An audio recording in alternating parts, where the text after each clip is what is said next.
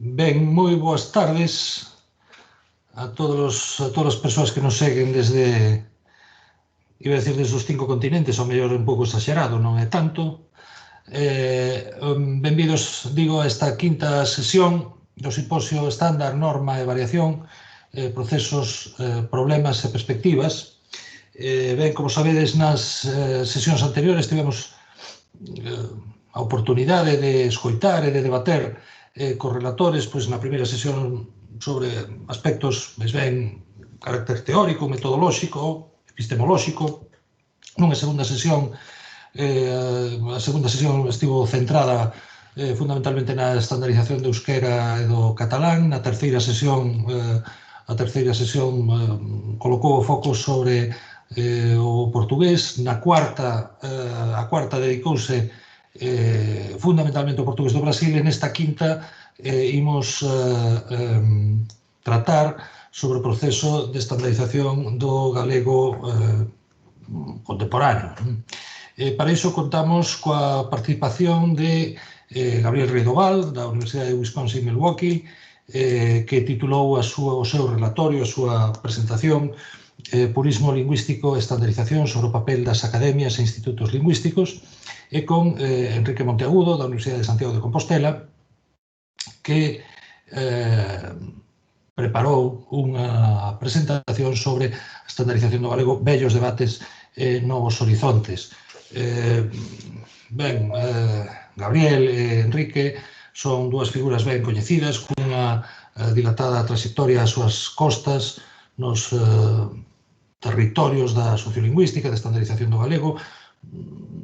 Non vou presentar aquí un currículum detallado de cada un deles, creo que é necesario, simplemente citarei, por razón da afinidade co tema que hoxe nos ocupa, algunhas referencias ou algúns datos. Gabriel Redoval é doutor pola Universidade de Santiago, cunha tese sobre a lingua galega nos espazos urbanos, unha visión desde a macrosociolingüística, e entre a súa abondosa produción podemos destacar algúns títulos que creo que poden ser relevantes para o obxecto que nos ocupa. A lingua galega na cidade no século XX, unha aproximación sociolingüística.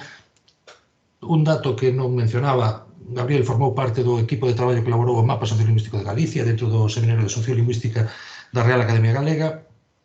Outros traballos seus son o volume editado con Enrique Monteagudo e Eva Guggenberger, Contacto de linguas, hibrididade e cambio, contextos, procesos e consecuencias, e máis recentemente coeditor con Fernando Tejedo dun volume titulado Lusophone, Galician and Hispanic Linguistics, Bridging Frames and Traditions. Enrique Monteagudo é doutor tamén pola Universidade de Santiago, cunha tese titulada Ideas e debates sobre a lingua na Galicia de entreguerras, 1916-1936. Enrique é secretario da Real Academia Galega, ademais de profesor da Universidade de Santiago, é autor de numerosos artigos e traballos sobre a situación sociolingüística de Galicia, sobre política lingüística e sobre o proceso de estandarización do galego. Algúns títulos que se poden escolmar dentro da súa tamén abondosísima produción son a Historia Social da Lingua Galega, publicada en 1999, Estudos de Sociolingüística Galega sobre a norma do galego oculto, os volumes O proceso de normalización do idioma galego, 1980-2000, con Xan Bouzada, o volume que xa citamos, Contacto de linguas, hibrididade e cambio, con Gabriel Redoval e Eva Guggenberger, ou Lingua e sociedade en Galicia, a evolución sociolingüística 1992-2013. Este último con Xaquín Loredo e Martín Vázquez.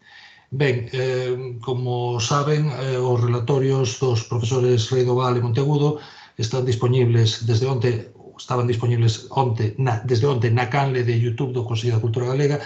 Tivemos un problema coa presentación de Gabriel e puxémosla a disposición de todos os inscritos neste simposio e de todo o público a través da canle do ILGA. Enviamos onte a noite unha ligazón e confiamos en que dese xeito todos puidesedes velo. Ben, para non arrincar en frío coas preguntas dos asistentes, voulles dar a palabra en primeiro lugar aos nosos relatores de hoxe para que nos fagan non un resumo das súas intervencións, pero sí un comentario inicial que nos permita, de algún xeito, abrir o diálogo. Ben, antes de nada, en todo caso, quero pedirlles que, para evitar ecos, silencien os micros, salvo, obviamente, cando teñan que intervir, e que apaguen as cámaras tamén, coa excepción dos relatores, que si queren, bueno, poden estar en pantalla permanentemente, ou cando teñan tamén que intervir. Pidemos entón que apaguedes micros, perdón, silenciedes micros e que apaguedes cámaras. Entón, sen máis, cedolle a palabra primeiro a Gabriel, por exemplo, se quere facer unha presentación inicial ou unhas palabras iniciais. Sí? Bon, eu onte xa fixen unha presentación que foi máis extensa quizáis do que debería, pero como estaba gravada, pois a paciencia ten un concepto diferente. Presentei sobre o tema do purismo en relación co traballo das academias e dos centros, institutos lingüísticos, bueno, un pouco tratando de poñer un pouco a lupa en temas ou en aspectos que non se consideran habitualmente, bueno, pois poñendo en contexto, nun contexto máis xeral, a cuestión do purismo, poñendo nun contexto máis xeral tamén a posición das academias, destacando a diferencia entre o que son academias de linguas, digamos, imperiais ou maioritarias e o que son as academias de linguas minorizadas, vendo un pouco os diferentes dilemas que se presentan nuns casos e nos outros, pero que en todos eles é relevante a análise do purismo, non? Un pouco tamén tentando ver toda esa lenda non precisamente positiva, en moitos casos, que ten a asociación co purismo, e tratando de salientar que sí é relevante o debate sobre esta cuestión e que pode axudarnos nos procesos de estandarización, tamén no do galego, a sermos máis eficaces, tamén máis incisivos, quizáis, en todo caso, a conseguir que a estandarización e a difusión do uso, que para min deben estar vencelladas, pois sexan máis eficaces, máis adecuadas, non? Non sei, eu destaquei diferentes aspectos para a lingüística xeral, para a lingüística galega, un pouco tratei de iniciar esa análise do que foi a postura purista da norma oficial, abrir ese debate cara ao futuro, non precisamente porque sexa a que máis necesite desa análise, pero xa me referín hai uns anos, como decía onte, a perspectiva purista do que eu chamo o Grupo da Coruña. Teño pendente facer un análise sobre o reintegracionismo, que é unha escola onde o purismo ten unhas manifestacións moito máis claras, obvias, e que levarían moito máis lonxe. Pero eu creo que, precisamente, comparando esas tres dimensións, esas tres aproximacións ao estándar do galego, pois imos ver as árbores dentro do bosque, non? Que parece que todo é o mesmo, pero realmente non é así. Dicía ou suxería no final da presentación que sería interesante analizar os textos do Instituto da Lingua Galega, da Real Academia Galega, comezando polo principio. Eu sitúo 1974, un pouco ese texto programático, un texto que eu leo sempre con moito interese, Galego 3, que deu lugar a outras publicacións de xente seguidora desas posturas, pero que os leva a outros lugares, non? E como iso vai evoluindo ao longo do tempo, non? Dicía tamén onte que nos resultados máis recentes os textos que produce o Instituto da Lingua Galega e a Real Academia Galega son moito máis matizados. Son textos, bueno, pasou o tempo, textos maduros, textos nos que se reflexionou, nos que se aproveitou o traballo realizado antes, tanto nas versións recentes das normas como nos textos, por exemplo, dos propios simposios do ILGA, non? Algúnas das actas deses traballos, pois hai moito material que merecería a pena analizar. Eu xa dixen noutro lugar, no que a mellor moitos non estaban, que creo que unha das evolucións que se experimentou no caso dos textos do Instituto da Lingua é, aínda que non se recoñecese iso por parte de outros actores do proceso de estandarización, a consideración da historia da lingua dunha maneira moito máis forte, diría, non?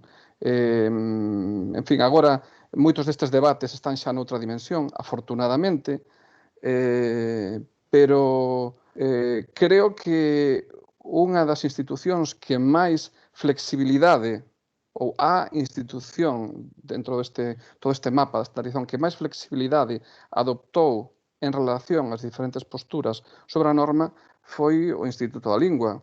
Xa digo, non hai máis que comparar en Galego 3 e os textos actuais, non?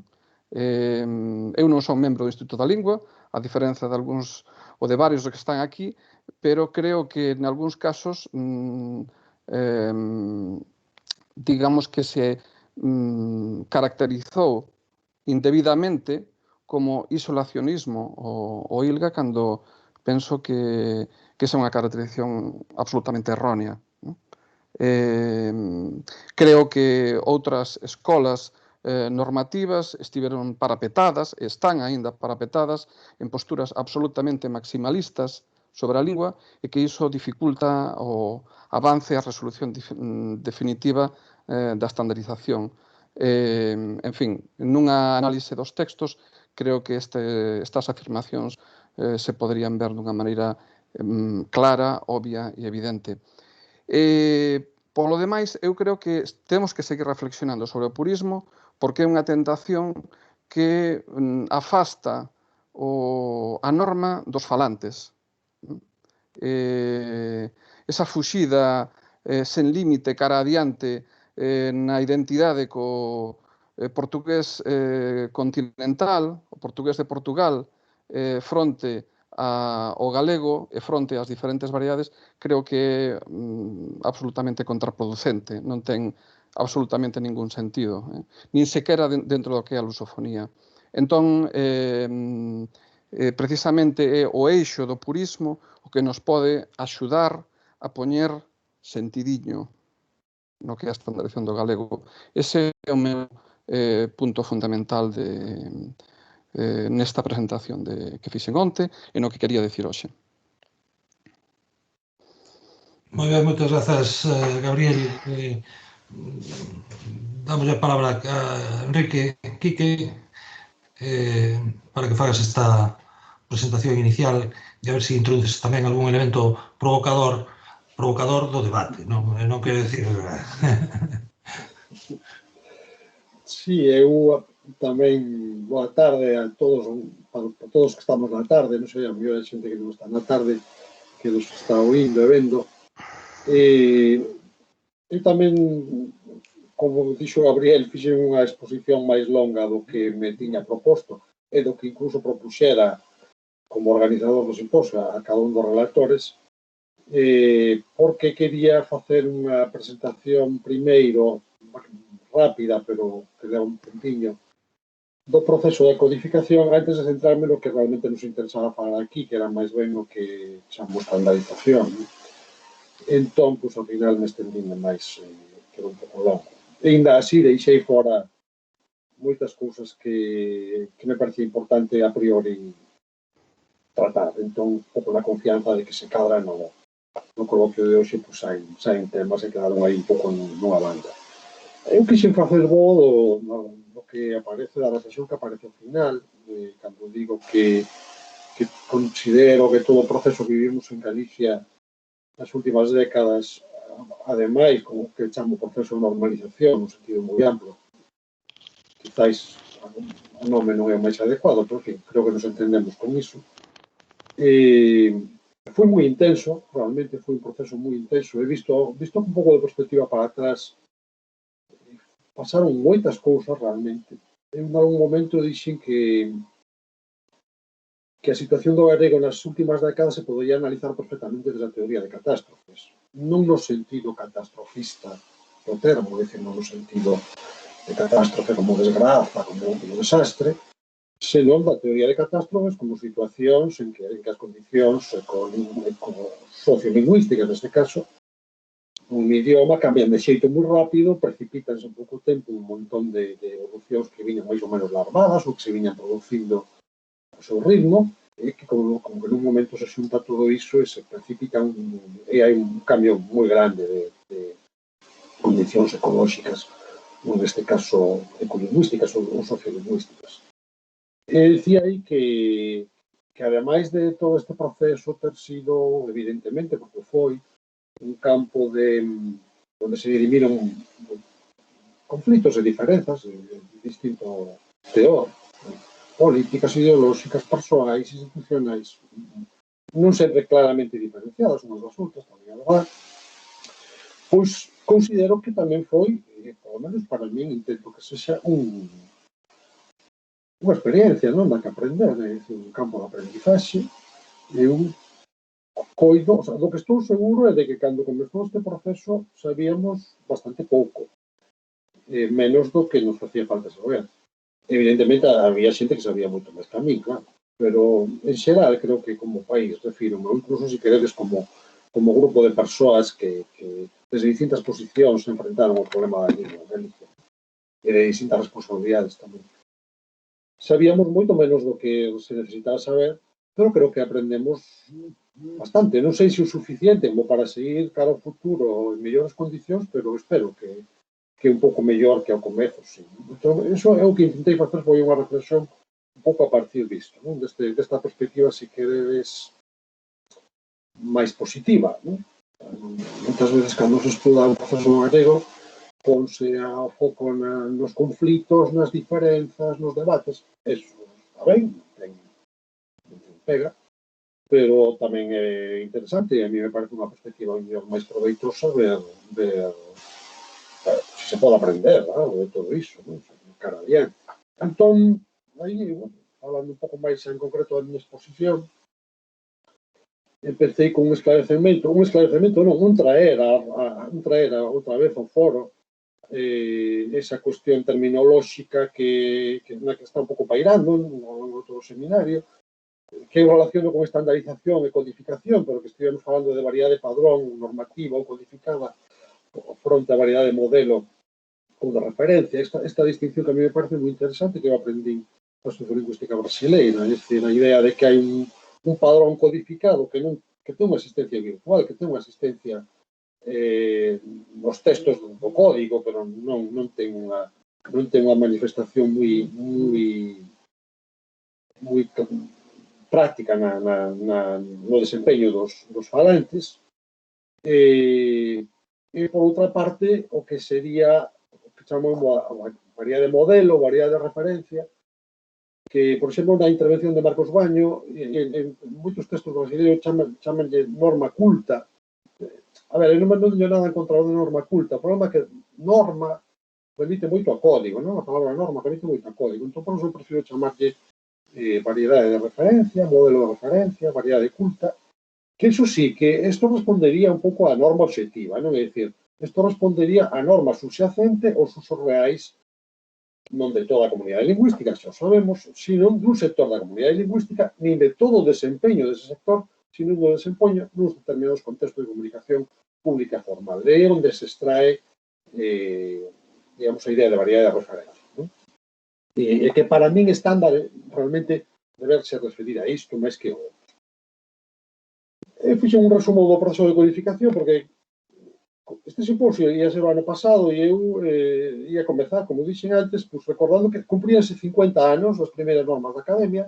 Non pasa nada, porque este ano cumprense 50 anos das segundas, das normas morfolóxicas, nos 70 foron as ortográficas, nos 71 foron as morfolóxicas, tamén é o cincuentenario da fundación do ILGA, e da aparición do primeiro volume dese manual, do que agora acaba de referirse Gabriel, o seu terceiro volume, moi importante, Galego 3. Todo o conxunto Galego 1, Galego 2, Galego 3 son moi importantes. Esos son como, marcan puntos de saída claramente no proceso de codificación. De todas as maneiras, recordei, para traelo a onde realmente se trataba de falar hoxe aquí, a cuestión da estandarización, non tanto da codificación, recordei a gramática de Carballo, que é do 66, a primeira edición, e que ten no seu título, ten esa referencia ao galego común, que está explicado no propio texto, que se entende por galego común, pero que nos remite a algo que ás veces non temos suficientemente en conta. E é que ás veces nos debates sobre a estandarización, sobre a codificación do galego, parecería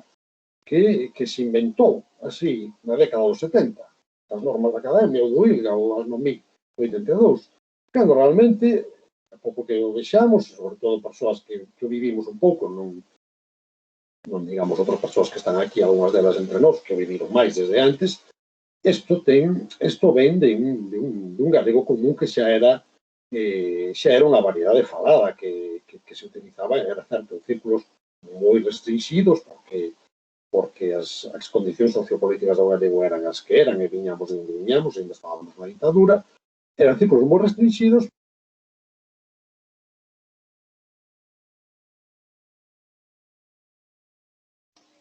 Por alguma razón se me desactivou o teléfono, o micrófono, creo que perdeuse algo. O que dixen, Ernesto? Porque vin desactivado aquí o micrófono. Foron uns segundos nada máis. Bueno.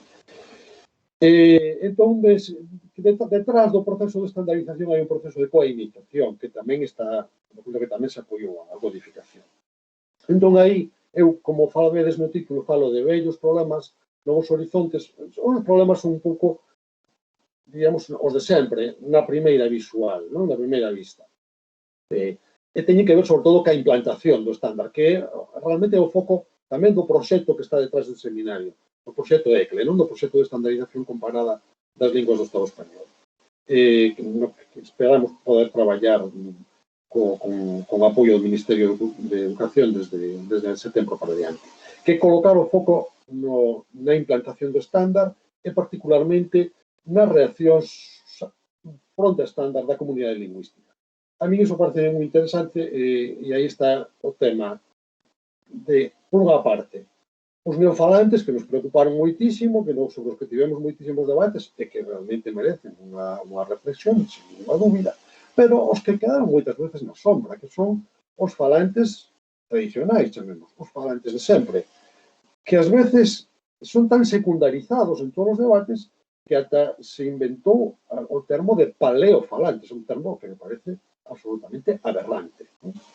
É dicir, a xente que fala o galego desde sempre, desde a súa infancia, resulta que agora é paleofalante. Non. Esa é a xente falante normal de calquera lingua. A xente que aprendeu e que utilizou o galego desde que sabe falar. E esa é... Nós non podemos deixar a relación desa xente na sombra, porque esa é a base máis sólida da comunidade lingüística, e ademais é a base que xustifica o proceso de normalización lingüística. E neste sentido coincido con Gabriel en que o foco non pode estar permanentemente situado na lingua como sistema e ten que cambiar tamén e situarse nas persoas que a falan, non e nas falantes. Nos nas neo, pero tamén nos de sempre. Entón, aí, por poñer unha pincelada, vou acabando, poño un fenómeno que creo que nos debía facer reflexionar, non? Que é o que pasou coa denominación castrapo. Cando eu era novo, para a xente da miña idade máis maior, todos coincidimos en que castrapo era unha maneira de designar da lingüística popular, é dicir, como decía a xente, de designar un castelán desastroso, ou sea, unha persoa galego falante que quería falar en castelán, pero que non lle saía, ese un desastre, non? E agora resulta que nos atopamos nas enquisas que falantes tradicionais, sobre todo xente nova, di que non falan galego, que falan castrapo. En fin, isto é como para pensar, non? A cada onde. E despois está a cuestión da relación co portugués, que tamén toquei un pouco de pasada na minha intervención. Este é un bello debate que ten moitísimas derivadas, nas que tamén a verdade é que o foco aí colócase máis na lingua que nos falantes. Fora, deixei temas algúns moi interesantes sobre os que de feito teño traballado, por exemplo, que se suscitou aquí tamén, o tema da autoridade lingüística, as fontes de autoridade que sacou un pouco outro día a relucir Xoán Lagares, no coloquio, e que de feito temos un artigo a media, Xoán Lagares sobre esta cuestión, deixei no aí na sombra, e quedan outros moitos elementos máis, moitos problemas máis que os convido, se é o caso, para que saquemos no diálogo de hoxe. Moitas grazas.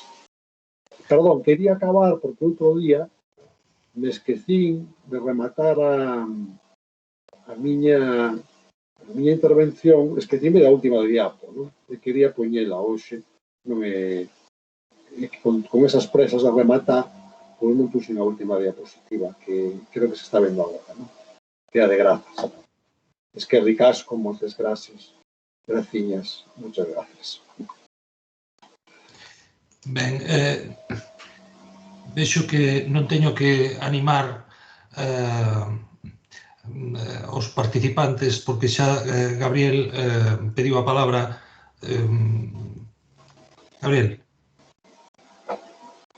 Eu quería facer unha intervención breve, tan provocadora como a miña anterior, quizáis, para salientar outro aspecto que mencionei onte, que me parece importante, sobre o que me gustaría ter o feedback ou a opinión de outros participantes, non só de Enrique Monteagudo, sino de outras persoas que están aquí, non?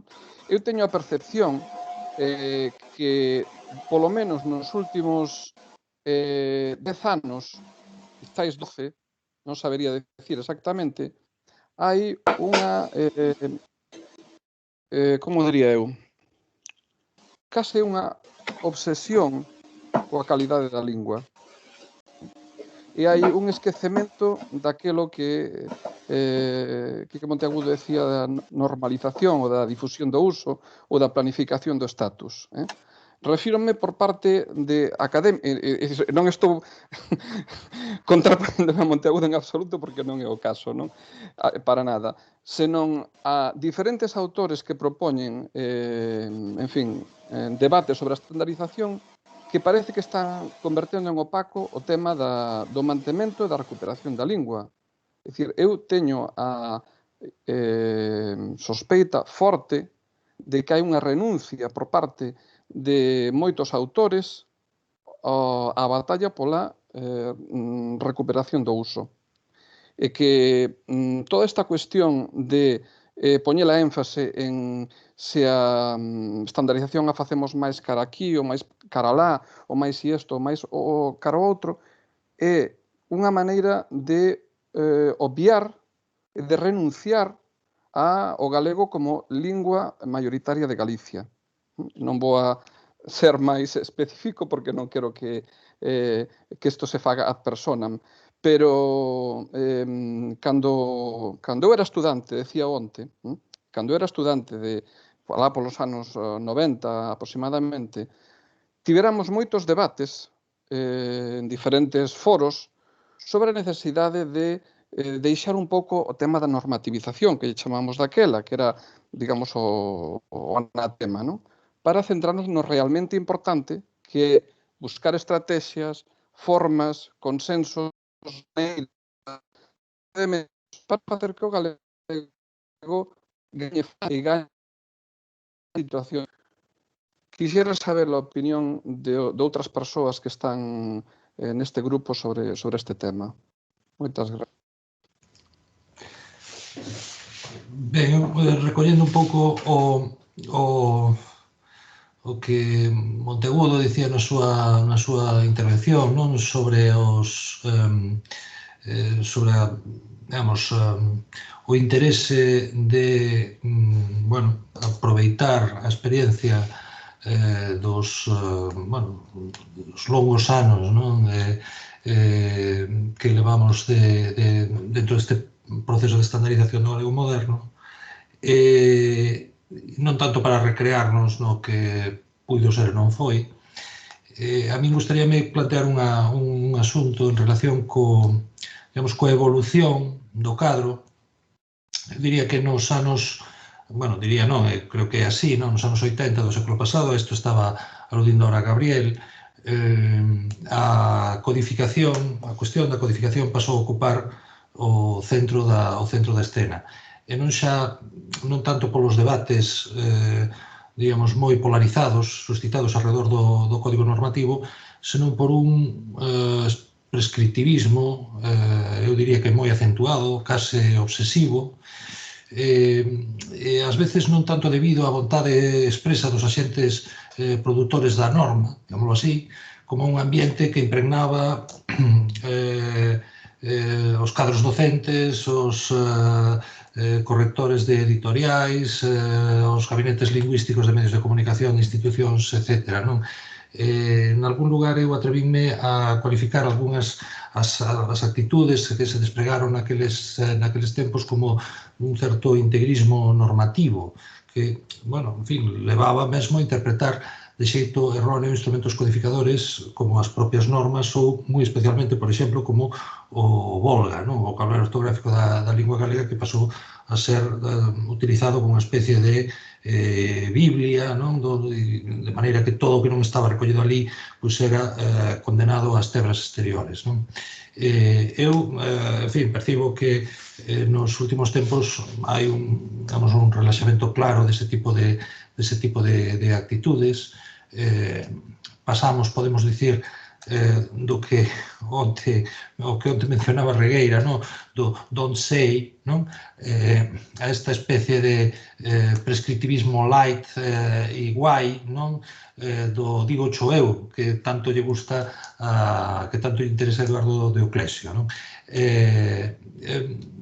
Eu querería coñecer a vosa opinión sobre a vosa opinión e a opinión en xeral das persoas que queren intervir sobre a evolución desta evolución, a vosa opinión sobre a evolución, esta evolución da tensión normativa, e tamén unha valoración sobre os efectos negativos e positivos daquel, eu creo que andazo hiperprescriptivo que puido, en fin, eu creo que ter efectos estigmatizadores sobre certos tipos de falantes ou, en fin, algo do que estaba mencionando ahora, na liña do que estaba mencionando ahora Gabriel.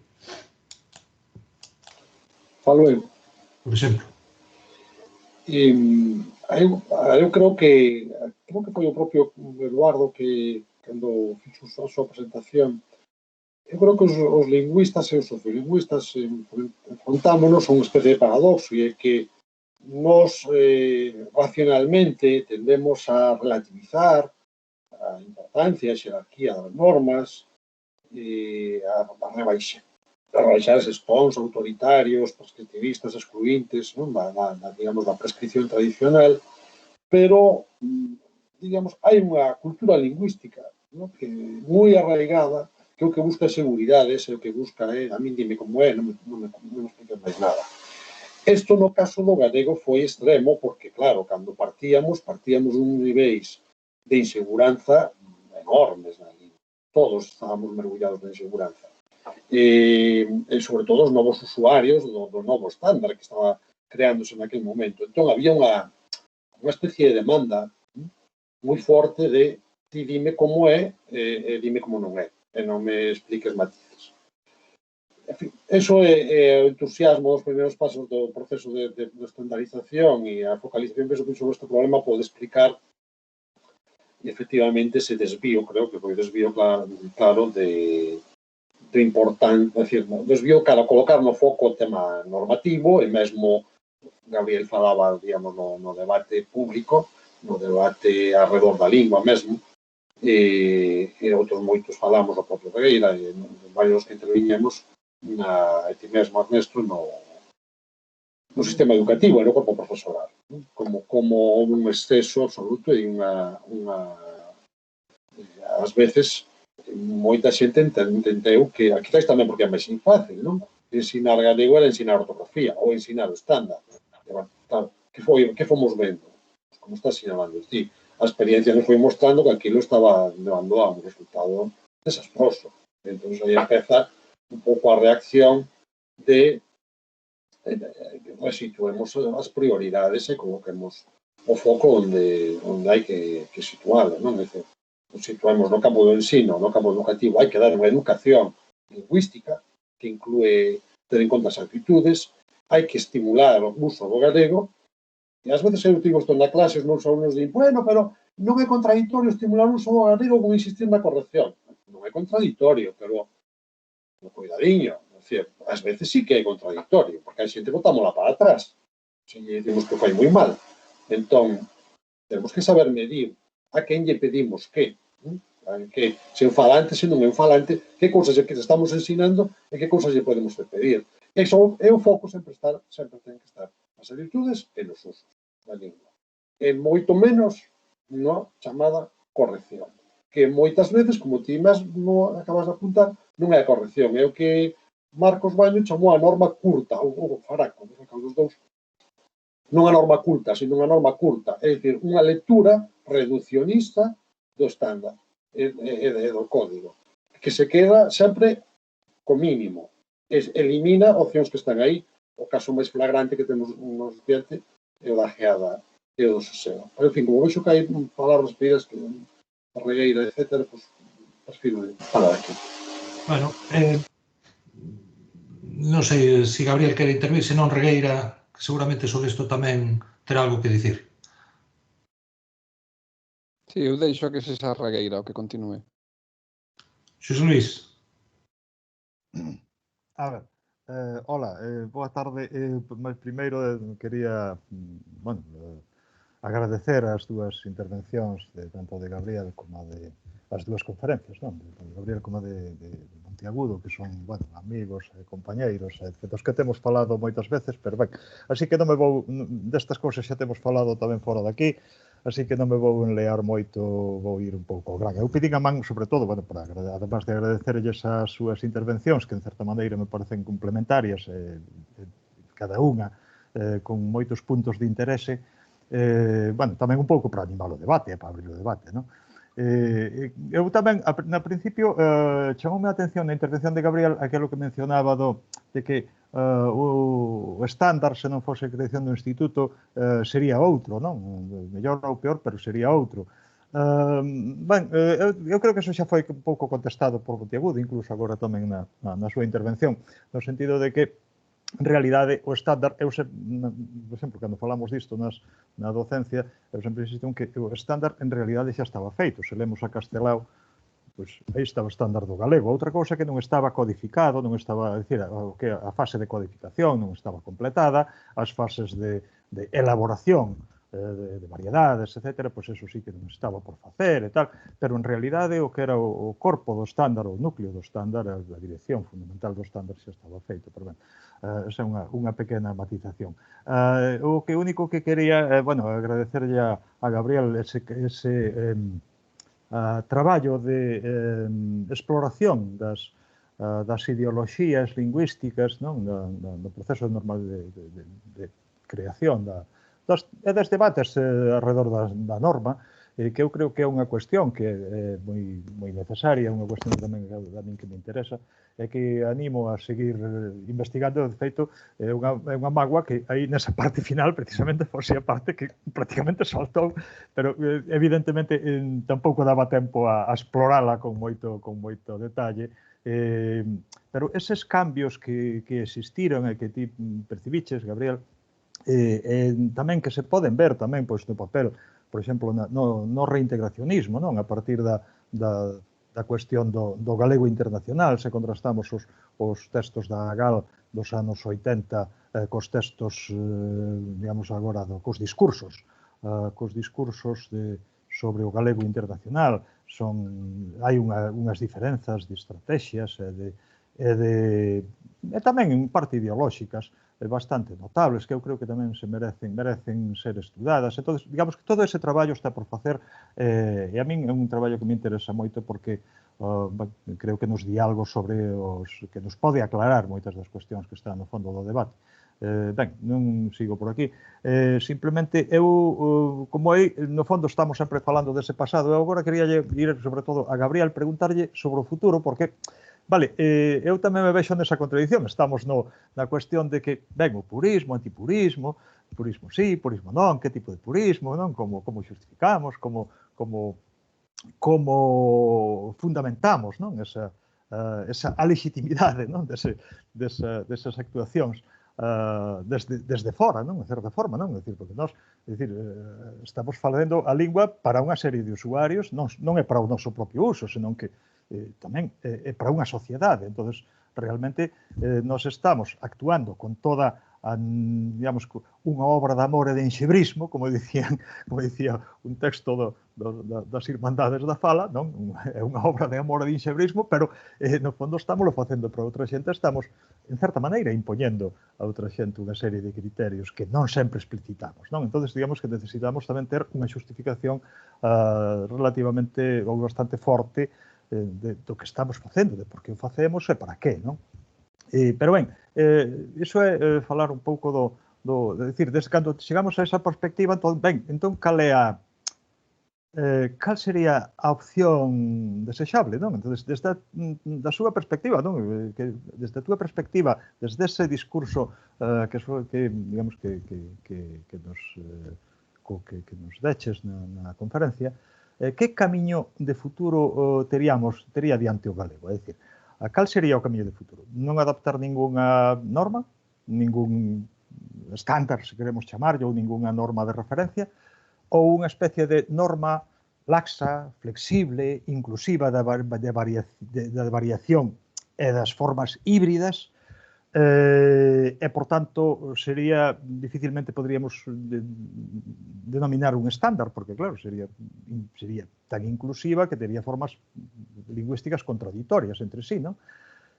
Ou unha opcionalidade normativa, é dicir, agora estáse propoñendo o binormativismo como unha especie de existencia das normas en que, digamos, os usuarios poderían optar por unha ou por outra de maneira máis ou menos libre. Entonces, digamos, habría dúas, tres, catro posibilidades normativas. Que, cal sería o escenario futuro que se podería deseñar desde esas fases ideolóxicas, non tanto como desde o punto de vista do estudo, senón da análise das posicións existentes, senón digamos, vale, como poderíamos fundamentar e cal sería a opción que poderíamos fundamentar desde ese punto de vista? Non sei, é unha pregunta aberta, xa sei, probablemente non teña resposta, que outro día, de feito, no debate dicía, tal vez é unha pregunta sen resposta, pero cal sería, que resposta nos podería dar? Gabriel. Sí, eu, quero agradecerlle a Regueira as súas múltiples reflexións, pero por non estenderme demasiado, eu creo que hai unha cousa clave que eu xa propuxen así a persoas, algunhas das cales están aquí no seu momento, que é o momento de facer unha avaliación de como reciben os falantes a norma, porque todo o que se fixo agora foi propoñer a partir dunha serie de criterios, se o criterio etimolóxico, se o criterio dialectal, se o criterio da literatura, ou calquera deles, para ver cara a onde queremos tirar. Por que non facemos un estudo sociolingüístico, porque entendo que a norma é sociolingüística, non? De como reciben os falantes a norma. Non se fixo neste país, en Galicia, avaliación nin de como se reciben as medidas de planificación do status, nin de planificación do corpus, por parte dos falantes. Eu creo que iso sería importante por un lado. Por outro, eu creo que, desde o meu punto de vista, é un pouco momento de deixar de fuxir cara atrás. Eu creo que unha das evolucións que tivo nos últimos, desde o último acordo normativo, é unha fuxida cara ao pasado, un retorno ao pasado, con toda a cuestión da recuperación aínda maior da vía etimolóxica na estandarización da lingua. Eu creo que iso é algo que ten que ter un límite, non? O que pasa é que é unha presión continua, absoluta, como el rayo que non cesa, que diría o poeta, da presión desde o reintegracionismo, que non coñece límites e non o vai coñecer nunca, porque a súa única obsesión é a reintegración co portugués de Portugal. E iso é unha quimera. Entón, na medida en que se camiñe cara a quimeras e cara a realidades que están afastadas do que é a sociedade, do que son os falantes galegos, eu penso que iso é unha rúa cega.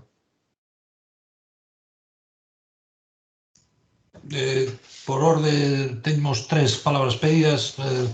Damos a oportunidade a Enrique Monteagudo. Primeiro. Sí, a ver, eu quería comentar dúas cousas, a ver se son breve para deixar que falen máis xente. Unha das cuestións que sacou Regueira aí está comentada tamén no meu relatorio. Un minuto de publicidade. Nós temos o proxecto que presentamos ECLE, este aquí de referencia, estandarización comparada das linguas de España, está focada cara a isto que acaba de decir Gabriel. Non é un traballo, non é un proxecto. Estamos profesores da Universidade de Pompeu Fabra, Rovira Virgili, País Vasco, Santiago e Salamanca, con un equipo de traballo máis amplo, con colegas brasileiros, Marcos Baño, Carlos Dioclecio, con colegas alemáns tamén. Quero dicir que o foco está xusto no que acaba de dicir Gabriel. Non é un traballo sobre a codificación, senón é un traballo sobre a implantación do estándar con un foco posto sobre todo na comunidade lingüística, como a comunidade lingüística asume, xestiona, reacciona, etcétera, ante o estándar. O sea, que Gabriel, eso esperemos que poder darche unha resposta nese sentido e, ademais, convidamos desde xa se o proxecto reciba beizón do Ministerio, esperemos que sí, a que te unas un equipo. E despois, outra cousa tamén, a ver, xa que estamos un pouco de provocadores, non damos provocado nada, porque aquí non acabamos de discutir, eu creo que se deduce un pouco do que intervín, da que non fui moi explícito neste sentido, eu son dos que defende o estándar. É dicir, son dos que defende críticamente, pero defendo o estándar. Algúns argumentos xa se foron dando aquí. É dicir, o estándar como un elemento de focalización, falo de defender o estándar en xeral, non este outro modelo. Por suposto, o modelo do galego está claro que é o que defendo, que non necesito explicarlo. Pero eu creo que é un elemento que nunha situación dunha lingua como o galego focaliza a conciencia lingüística e fortalece a conciencia lingüística a hora de defender a identidade do idioma. Os e as falantes necesitan esa referencia para gañar en seguridade lingüística e para teren a sensación de que pertencen a unha comunidade lingüística estruturada e que teñen unha referencia para os usos dos que o seu idioma estivo secularmente excluído. É dicir, volvo aquí a doutrina que citei outro día de Renate Bars. É un elemento fundamental para garantir a comunicación entre os membros, a comunicación eficaz entre os membros da comunidade lingüística e para estabilizar o conxunto do sistema lingüístico. Entón, digo así, e se queredes tomalo como unha provocación, pois unha provocación é. Eu creo que non temos que acomplexarnos na defensa do estándar. Outra cousa é, primeiro, ser crítico, e segundo, diríamos, para relativizar, para o que o estándar non caer nunha ideoloxía de xerarquización das variedades lingüísticas que inferiorice as outras por un estándar, sino que cada unha no seu lugar, todas iguais. É dicir, concebir o estándar como algo, creo que dixen outro día, como un elemento que mellora a competencia lingüística e comunicativa das persoas e que se suma a súa competencia, non que retrae ni que sustrae nada do que teñen, sino que amplía as súas capacidades e as súas posibilidades. Dito isto, tamén volvemos ao dito outro día, eu creo que sí que é posible un estándar flexible, eu creo que sí, sempre que, digamos, a variación que admita non sexa excesiva e estea organizada. Dentro deses parámetros, eu creo que cabe un estándar moito máis flexible e unha valoración do estándar moito máis relativista do que a bella cultura prescriptivista. E non se me estou indo demais. Deixo aí sobre a mesa. Moitas gracias. Ben, vexo que se me empeza a acumular o traballo, porque xa temos máis palabras pedidas. Xosé Luís Regueira. Sí, bueno, moi brevemente para contestar un pouco a estas cuestións ou matizar alguna cousa. A ver, respecto contesto unha cuestión que decía Gabriel sobre que non se fixeron estudos sobre a recepción da normativa, e é certo, é unha cuestión que está realmente en unha necesidade que estamos cubrindo mal, non hai traballos sobre iso, ou hai moi poucos. Hai algún traballo académico, nos últimos anos fixemos algún traballo académico e os resultados pois, son un pouco esperados, non? Pero, bueno, unha cousa é esperalos e outra é constatalos. Básicamente, están feitos digamos, en falantes rurais, non? Falantes rurais de idade avanzada, outros tamén de algúns de nivel de xente nova. Como é de esperar, hai unha especie, o que se detecta é unha especie de sentimentos encontrados, non?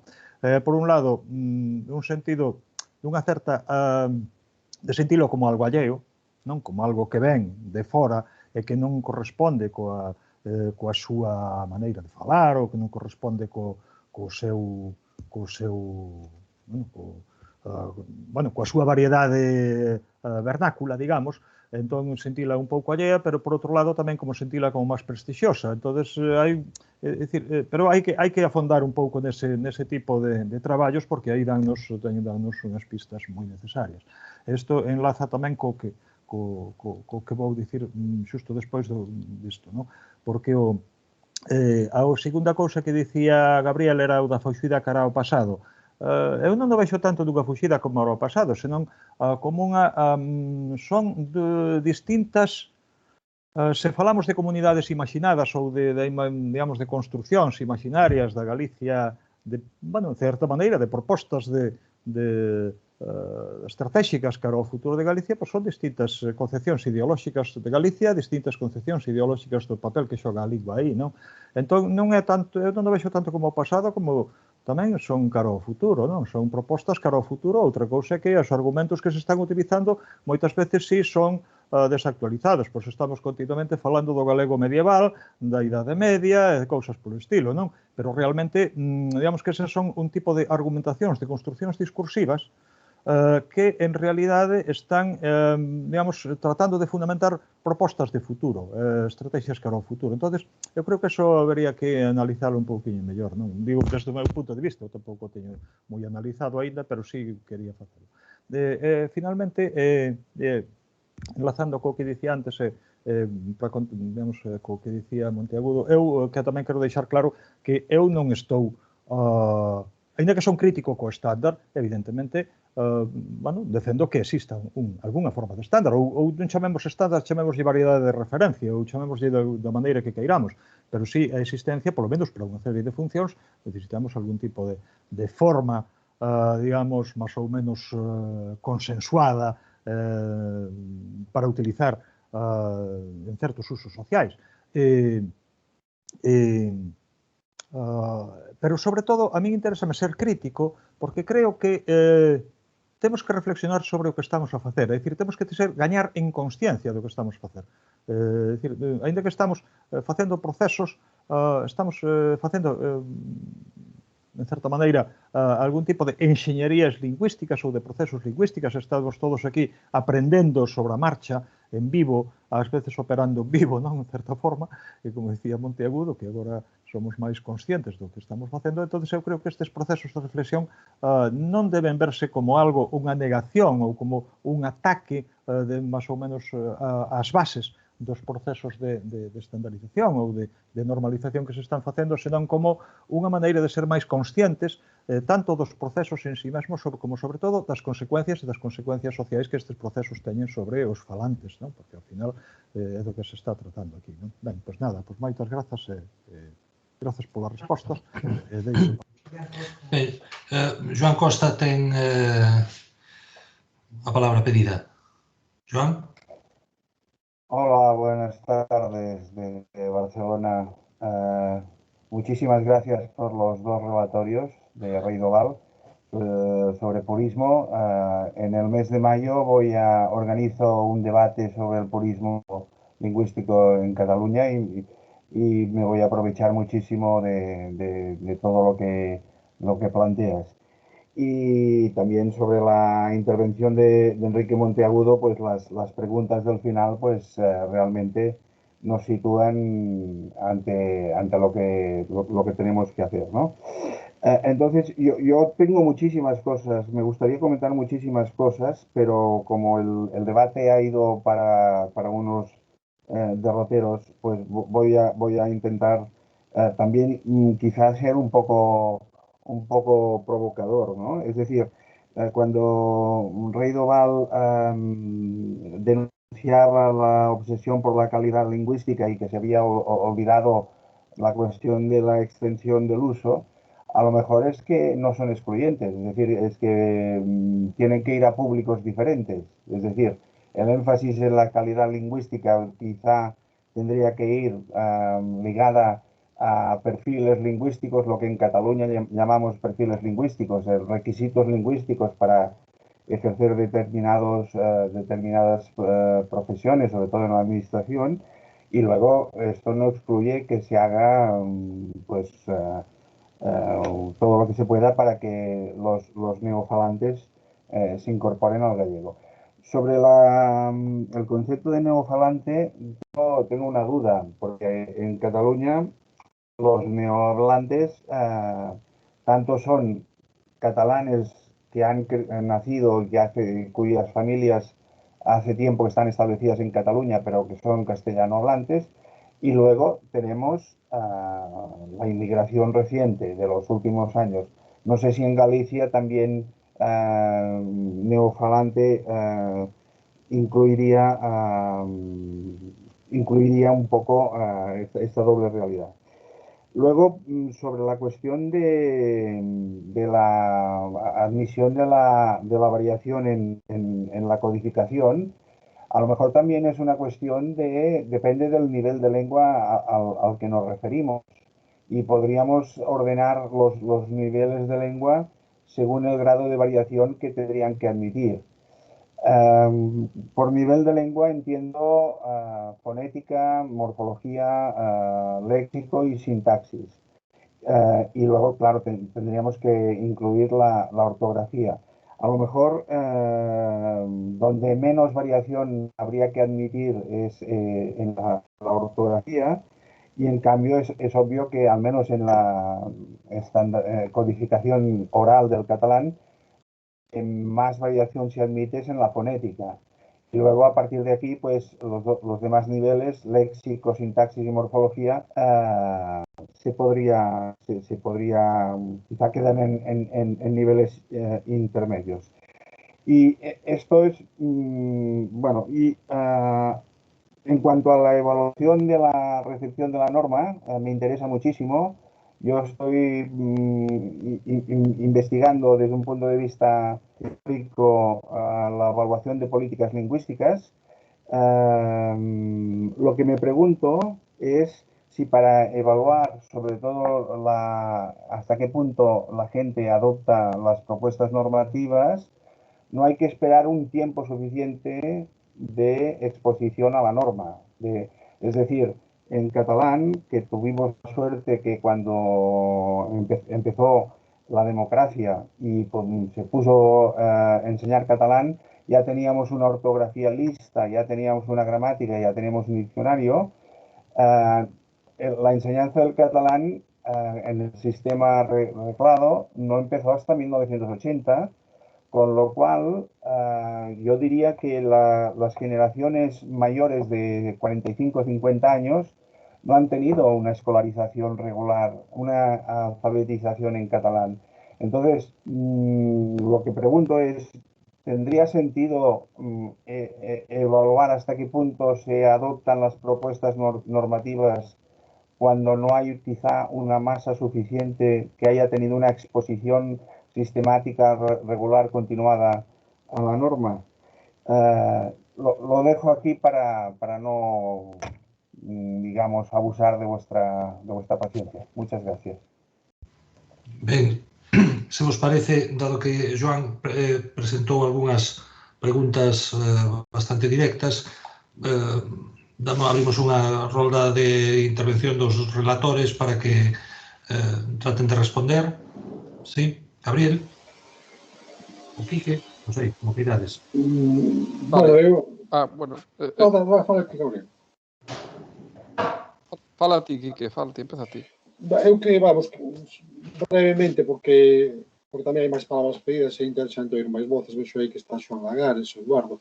Mira, en canto aos neofalantes, o que ocorre en Galicia é que o fenómeno da migración é totalmente distinto de Cataluña. Nunca tivemos unha presión inmigratoria moi grande, entón non temos esa presión de unha poboación exterior que se instala aquí pues, comparable a Cataluña, desde logo, nin moito menos. Entón, nós, cando pensamos en neofalantes, pensamos sobre todo en persoas galegas residentes en Galicia, incluso nacidas en Galicia, ou se non residentes en Galicia.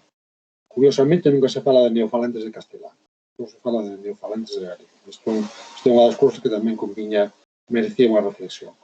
En canto da norma, eu coincido, grosso modo, coincido contigo, algo falei na miña exposición, é dicir, nós temos que partir da idea de que a forza normativa, este termo que tomei emprestado xusto do vos, dos socialistas cataláns, a forza normativa do galego é escasa, é unha das razóns de que se sea escasa é que a súa socialización ao estándar é deficitaria.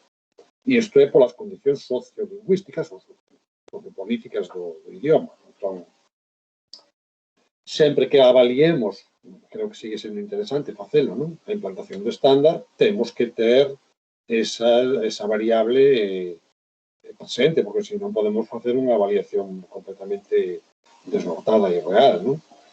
Agora, sí, na liña do que dixo Regueira antes, aquí xa temos estudos, os de Ana Iglesias, por exemplo, xa hai estudos sobre todo como reaccionan os falantes tradicionais e os novos, porque Regueira falaba dos vellos, pero Ana Iglesias traballou sobre os novos. Como eu dixen dunha maneira moi rápida da miña intervención, máis ben como se posicionanse fronte ao estándar, pero habitualmente non se posicionan contra o estándar. Tamén o resumiu ben Regueira. É dicir, hai unha extrañeza, pero hai un recoñecemento do prestixio. En xeral, falando moi en xeral. Entón, as queixas sobre, por decirlo de outra maneira, as queixas sobre a baixa cualidade lingüística do galego da televisión de Galicia, que ás veces moitas veces están justificadas, outras non tanto, outras son utópicas. Pero non parten típicamente non parten dos e das falantes tradicionais. Parten de sectores moi concienciados, de minorías, moi, quizáis que coincide un pouco con esos sectores que cita Gabriel, non só, pero bueno, sectores moi concienciados, alfabetizados en galego e tal, son os que máis se queixan da calidade da lingua da TVG, pero non son o conxunto dos falantes e dos falantes que máis ben aceptan máis ou menos que iso é o galego estándar, ás veces pensando, como dixen no meu relatorio, que parece lingua galega en boca castellana, pero incluso así, sin cuestionarse demasiado. Non me estendo máis. Gracias. Gabriel. Sí, a cuestión da avaliación, non? Evidentemente, levamos tempo traballando nesa liña, eu incluso iría máis atrás por exemplo, os traballos de Johannes Cavatek, non? Da súa tese, do seu libro, que, bueno, estableceron algunhas estrategias de avaliación e de ver como se recibe a norma, non? Pero eu, por exemplo, fixen unha proposta verbalmente, pero de maneira formal, a algunhas institucións para que realizasen, incluso propuxen coordinala, e algúns dos que están, creo que aquí hoxe o saben, para ver como se recibe a norma desde facer un estudo de tipo cuantitativo. Non temos datos cuantitativos, temos, efectivamente, hai pequenos retallos que si Ana Iglesias traballou neste grupiño de aquí e noutro de alá e os neofalantes de aquí e os no de alá e hai algún, é dicir, descoñezo se hai algo dos últimos 2 anos. Regueira decíame que hai cousas que están saindo ou que nos que está traballando que descoñezo se hai cousas dese estilo, pero non hai un estudo de conxunto. É a única área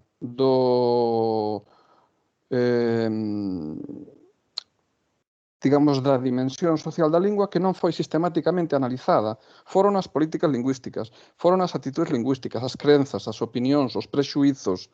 Non? Todo iso está, incluso hai dous estudos, hai mapa sociolingüístico de Galicia 1 e 2. Eu recordo que cando fixemos o abrollo, aquela... recordar ao Fernando Ramallo, que creo que está, non sei se está por aí, do mapa sociolingüístico, o estudo da comarca de Ferrol, queríamos introducir unhas pequenas calas sobre a norma. Non parecía o momento, ou non, eu era un bolsero de investigación que non tiña moita máis autoridade que esa, pero non parecía que fose o máis requirido. Bueno, había unha urxencia de saber cal é o estatus da lingua, como están as actitudes, e ter un estudo de conxunto dun tema fundamental, porque, como decía eu antes, para min o fundamental é a difusión do uso, non a estandarización, entendendo que non se pode descoidar completamente, non? E que necesitamos un estándar, etc. Entón, eu propuxeno hai, non sei, 4 anos, 3-4 anos, realizar un estudo de conxunto cuantitativo e ofrecíme a dirixilo sobre a recepción da estandarización. Isto creo que é importante. Eu creo que isto se... non quero revelar toda a información que teño. Isto planteouse, iso formulouse en algún momento, como polos anos mediados dos 90, tamén hai alguén que está nesta lista, que o pode, neste grupo, que o pode confirmar, que se planteou facer iso. Pero no momento en que se produciu o acordo normativo, o último acordo normativo da Academia, pois era mellor non remexer neso, porque senón, en fin, que era un tema sempre tan polémico, en fin, a ver se imos enfadar a estes ou enfadar aos outros. Hai que coñecer a realidade. E as actuacións teñen que estar baseadas en datos empíricos, non en fuxidas cara ao pasado ou non en dinámicas entre grupos de presión e entre elites que creo que non contribúe, esta dinámica non contribúe a ter un estándar máis aceptado, a ter un estándar que funcione mellor, a ter un estándar que xere empatía. Entón, creo que facer este tipo de estudos dirixidos a coñecer a recepción axudaría moito a camiñar na dirección correcta. Eu veño dos anos, eu son licenciado de 1990, son un pouco paleolingüista, utilizando o comentario que mencionaba antes Monteagudo dos paleofalantes, non? Eu veño dun mundo no que vivíamos na plantilla. A ver, cal é a plantilla? Que plantilla hai que aplicar para saber se isto é correcto ou é incorrecto? Se esta palabra existe ou non existe? Estes eran os debates en 1988 e 1990, por exemplo. Non estou dicindo que isto sexa unha culpa da norma oficial, porque a plantilla do reintegracionismo é moito máis severa. Moitísimo máis severa. E exclúe a moitísima máis xente da poboación pola súa rixidez, non? Abandonar a prescripción como enfoque principal. Eu creo que esta é unha cuestión importante, non? Ten que haber un estándar, por suposto que ten que haber un estándar. E necesitamos consolidalo, necesitamos que non se cuestione continuamente as decisións de quen ten a autoridade legal para realizar o estándar. Lévase cuestionando o estándar por parte dos grupos de presión desde o principio e ségueno facendo. Entón, claro que tamén hai unha necesidade de consolidalo, por suposto. Non? Eu creo que sería interesante contrastar trazos estándares. Isto vese mellor no léxico, pero é máis fácil de facer no léxico, por exemplo, en estudos, que na fonética, verdad, Regueira, onde é moito máis difícil avaliar os modelos fónicos, non? Creo que ser máis flexible, ser menos excluinte coas afirmacións que se fan, e eu non estou dicindo que este sexa o que fai, pois, en fin, ninguén. Simplemente quero dicir que hai ese ambiente e a xente percíbeo. Eu creo que segue existindo aínda tamén o locus amoenus dos falantes rurais, non? ese purismo etnográfico do que el falaba George Thomas, non? Eso segue existindo aí. Hai que sair do locus amuenos porque o rural non é o que era en 1960, 1970, cando se elabora o alga, verdade? Cando algúns dos que estades aquí traballastes tanto e tan ben en elaborar o alga, había un mundo rural que era completamente distinto do que é hoxe.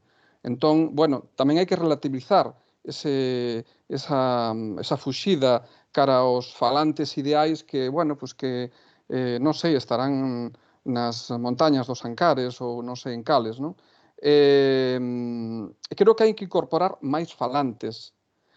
Concordo con Joan Costa na cuestión dos perfís, na cuestión de que hai que segmentar un pouco os discursos, na medida que poidamos, porque para facer iso tamén hai que ter a capacidade de influir sobre a sociedade.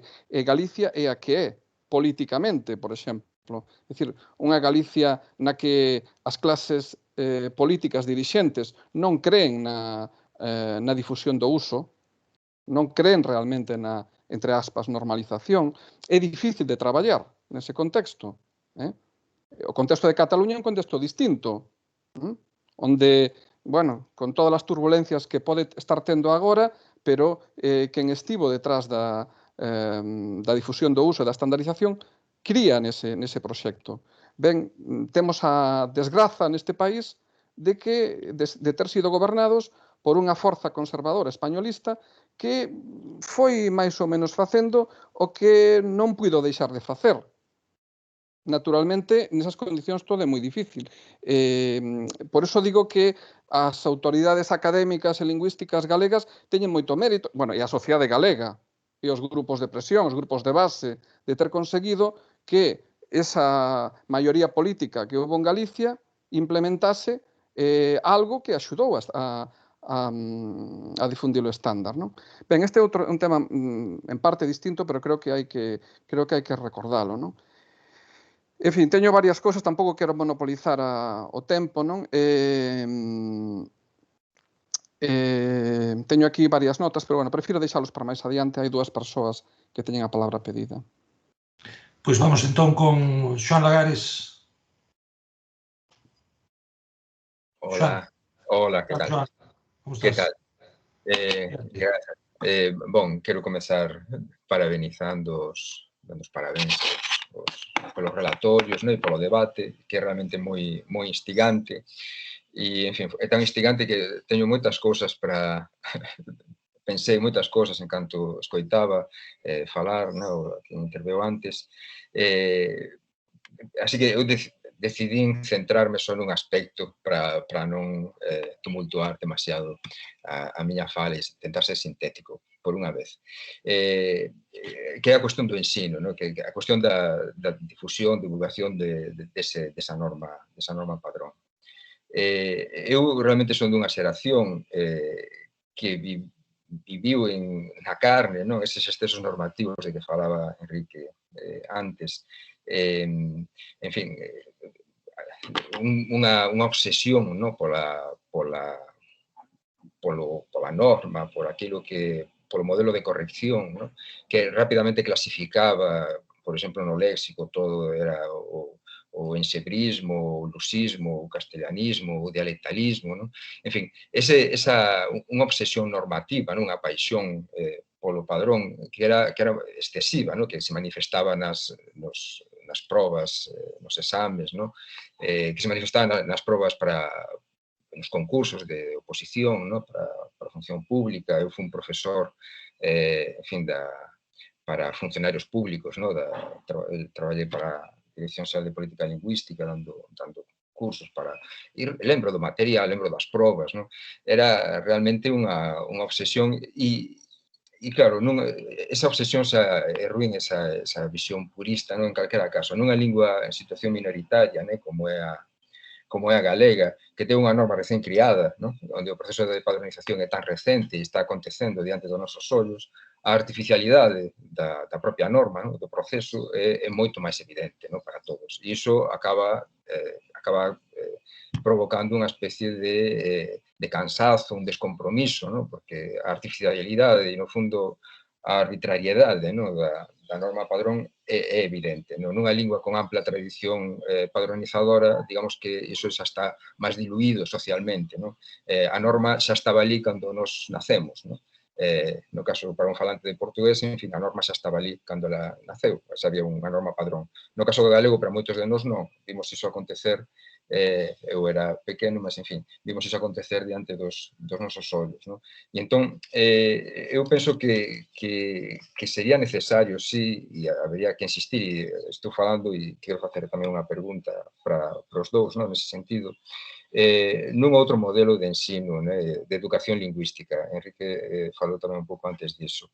Que fixese, que se centrase, en fin, que tomase como obxeto, de verdade, a cuestión da variación lingüística, unha pedagogía da variación. Este é un concepto que vem se utilizando nos últimos anos bastante no Brasil.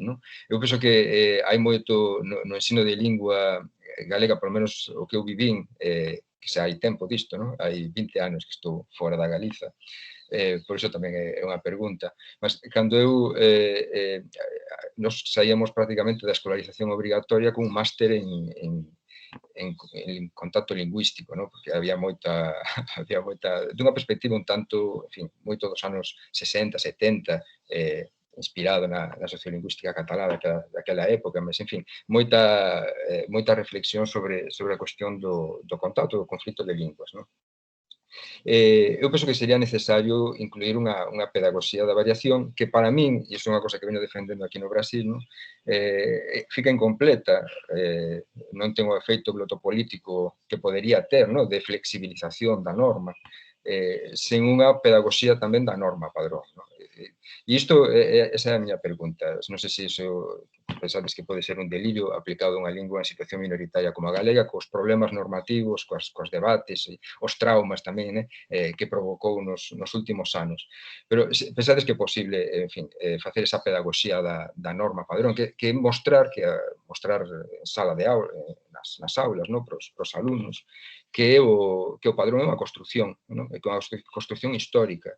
En fin, eu penso que é necesario abandonar todo tipo, e niso concordo tamén con Gabriel, abandonar todo o discurso esencialista sobre a lingua e mostrar que as linguas son obxectos sociais construídos, que o proceso de padronización ten moito que ver con iso. E, en fin, penso que esa perspectiva de alguma maneira desmonta a bomba identitaria, montada, esencialista, sobre o ser do galego en relación co portugués.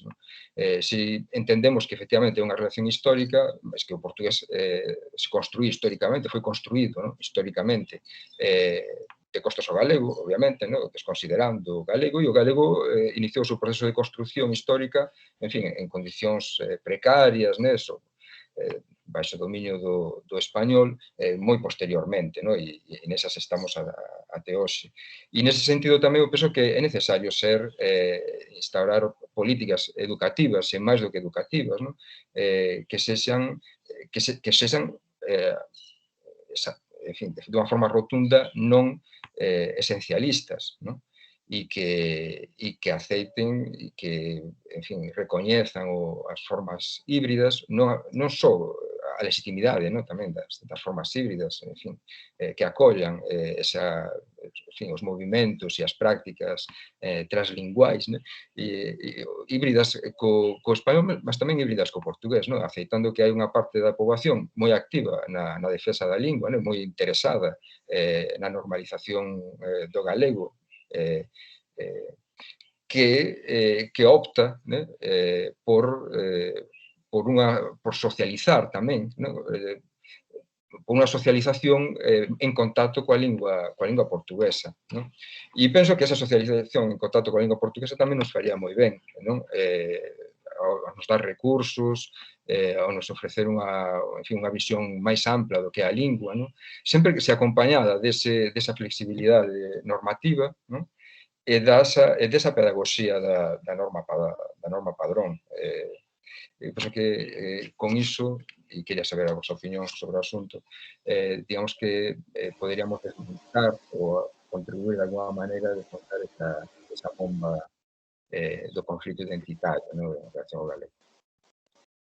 Ben, se vos parece, damos agora a palabra a Gabriel e Enrique para que respondan estas cuestións que coloca Xoán e despois intervén Eduardo, que ten pedido a palabra desde xa bastante tempo.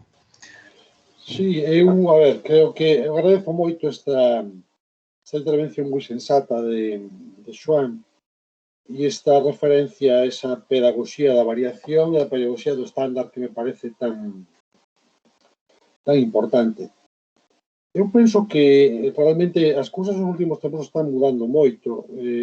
Agora mesmo, por exemplo, estamos recibindo na facultade o que podíamos chamar nativos do estándar, non porque sexan persoas que teñan como lingua inicial, o sea, que vernaculizasen o estándar galego, non, sino que xa se criaron nun ambiente en que o tema, realmente eu creo que o estándar galego está moito máis consolidado do que parece, ás veces, que a veces cando nos metemos con debates teóricos e con diatribas normativas, estamos un pouco fora do mundo e que na realidade social está moito máis consolidado do que parece, con todas, evidentemente, con todas as precariedades destas que falamos.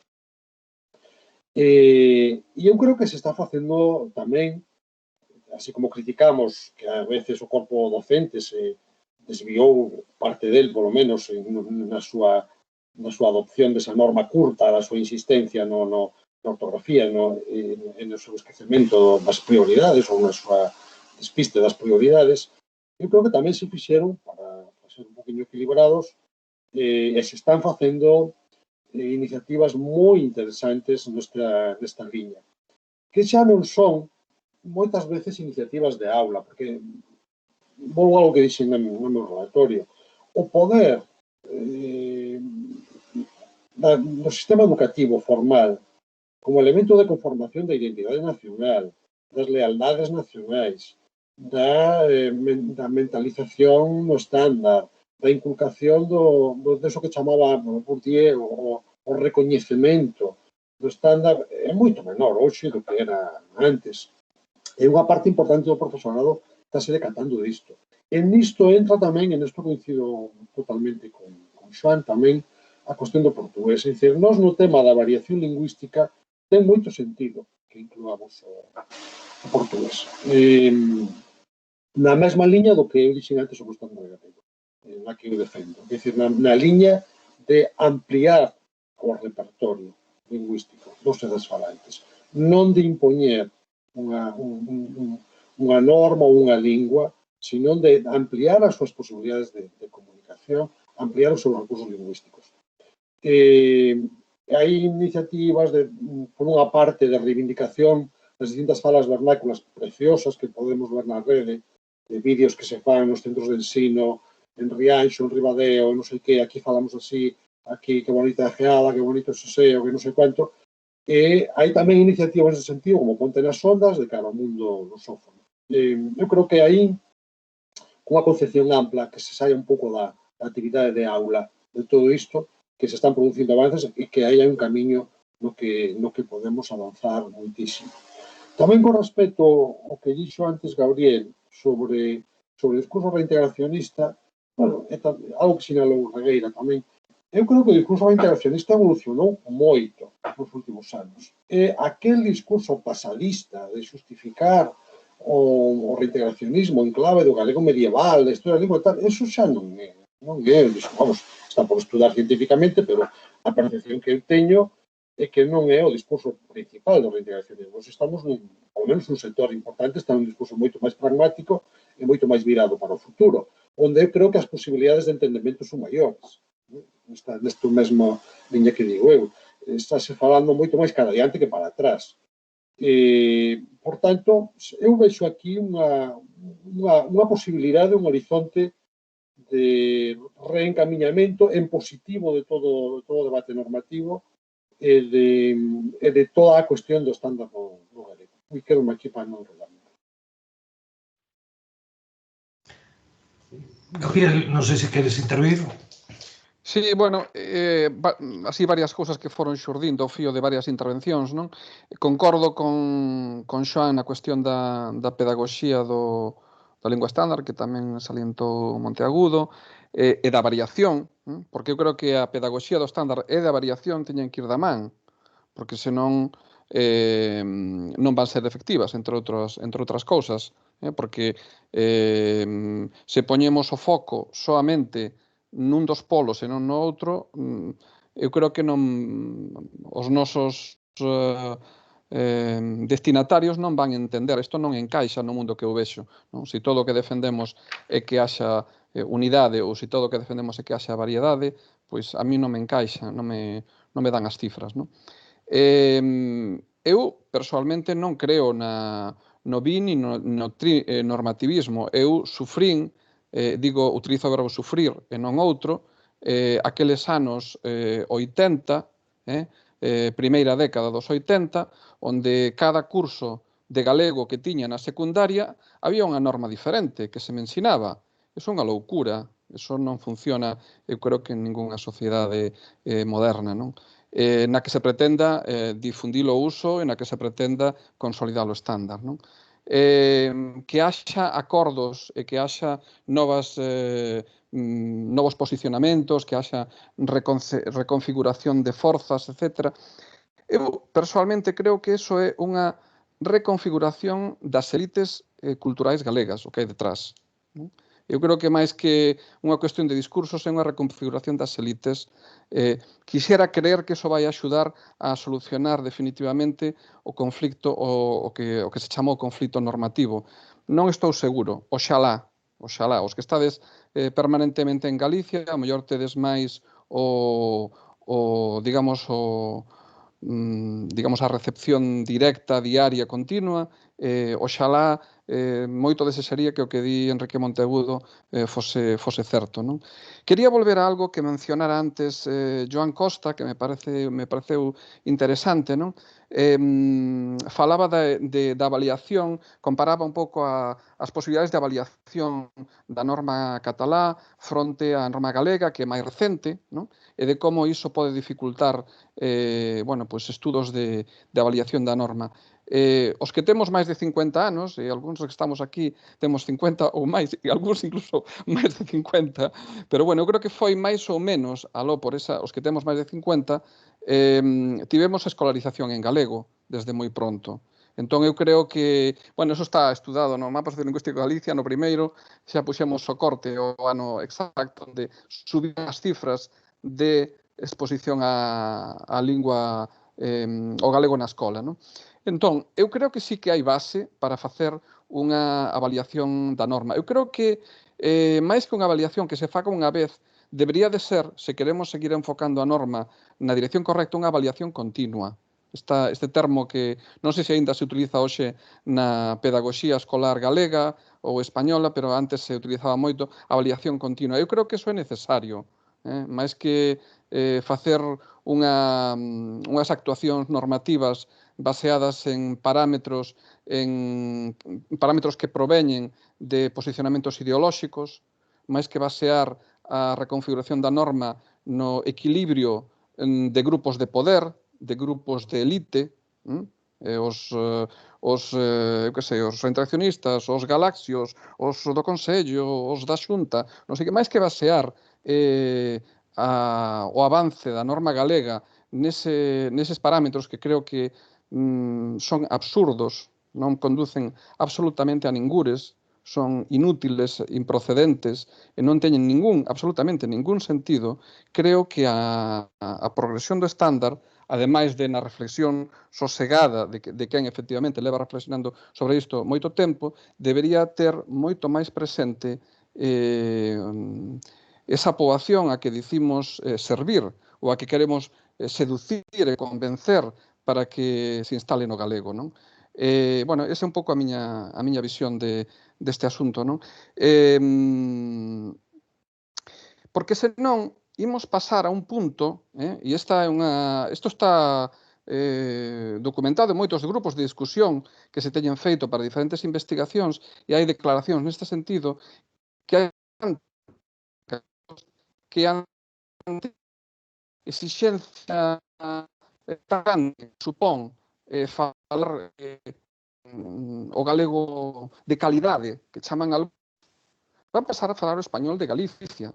Cando un fala español de Galicia, que non é o español de Alolín nin o da calle Serrano de Madrid, pero é unha forma do español, hai ningún tipo de estigmatización en Galicia, ou hai, bueno, en xeral, non digo, decir, a nivel máis, menos de élite, entón aí non hai ningún problema. Se poñemos as persoas que teñen un compromiso lingüístico menos claro, son tan alto, os recursos pasar os tanto. Que tamén é algo que podemos ter moi presente.